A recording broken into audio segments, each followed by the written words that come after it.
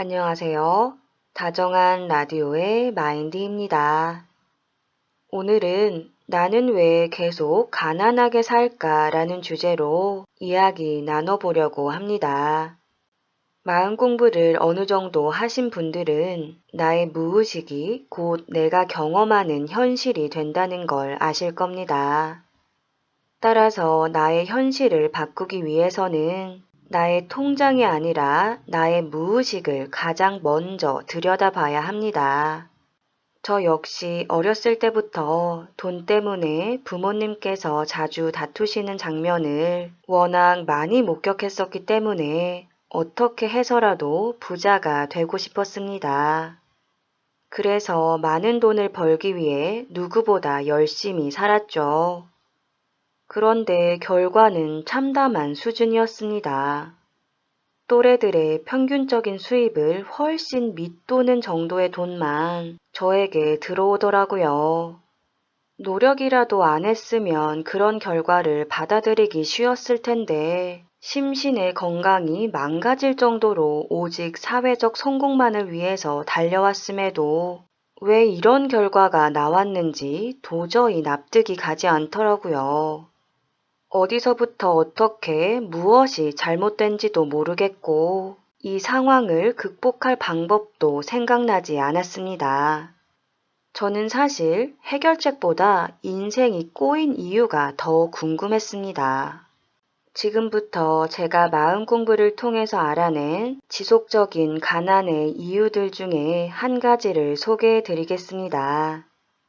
계속해서 가난하게 사는 이유는 바로 빼앗겼다는 마음 때문이었습니다. 저는 어렸을 때부터 풍족한 집안의 친구들을 보면 왠지 저의 돈과 행복을 걔네들한테 뺏긴 기분이었습니다. 원래 내가 가져야 될 것들인데 그 친구들이 무자비하게 탈취해간 느낌이었죠. 그래서 항상 세상으로부터 보상받아야 된다는 생각에 빠져 살았습니다. 불공평한 세상에서 내가 지금까지 이렇게 당하면서 힘들게 살았으니까 빨리 돈으로 보상해 라고 협박하는 시기였죠.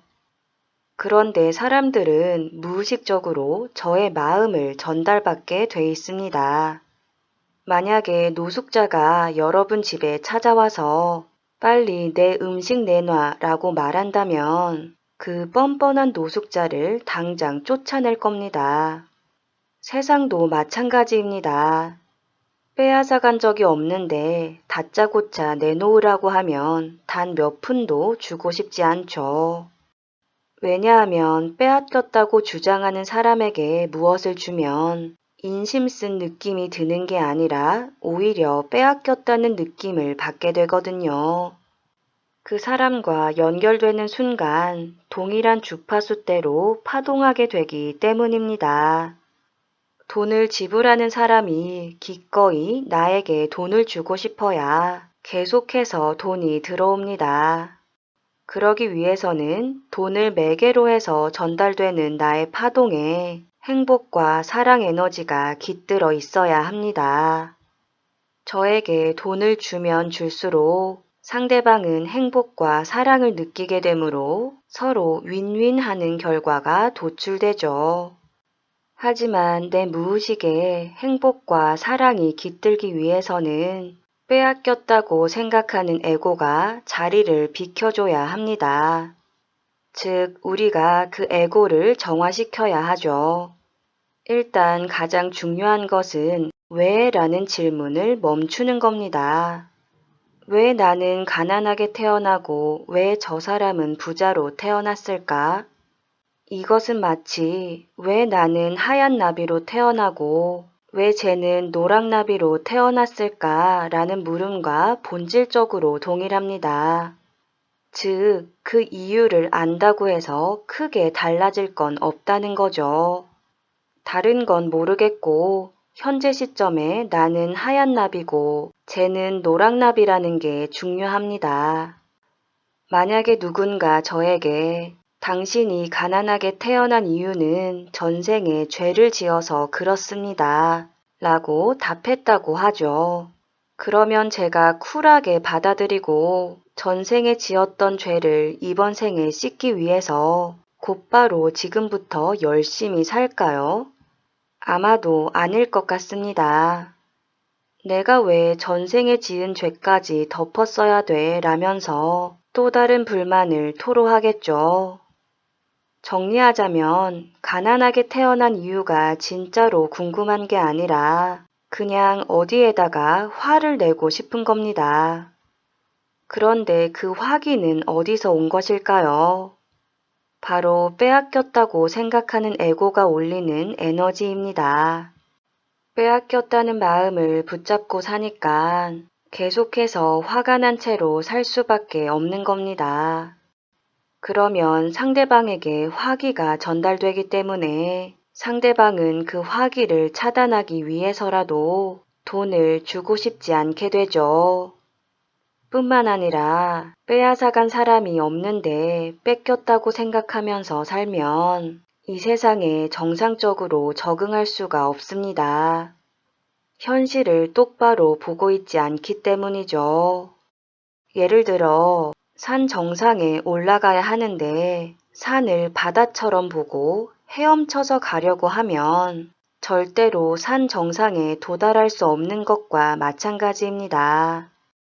장미는 잔디의 꽃송이를 뺏어서 꽃을 피운 게 아닙니다. 원래 장미라서 장미꽃을 피운 것이죠. 왜곡된 사고 체계로는 현실의 그 어떤 문제도 해결할 수 없습니다. 현실을 있는 그대로 정확하게 봐야 효과를 발휘하는 해결책이 떠오릅니다.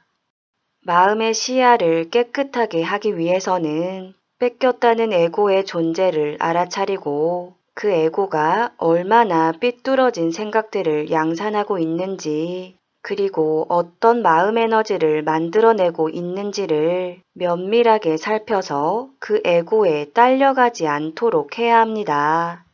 마음 에너지를 정화하는 방법은 여러 영상들을 통해서 자주 설명드렸기 때문에 생략하도록 하겠습니다.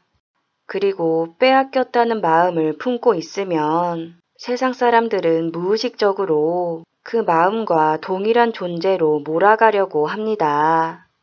누군가 뺏겼다고 주장하면 왠지 그 사람은 계속 뺏긴 채로 남아있어야 될 것 같은 생각이 든다는 거죠. 뺏기면서 사는 게 그 사람한테 어울리는 인생처럼 보이는 겁니다.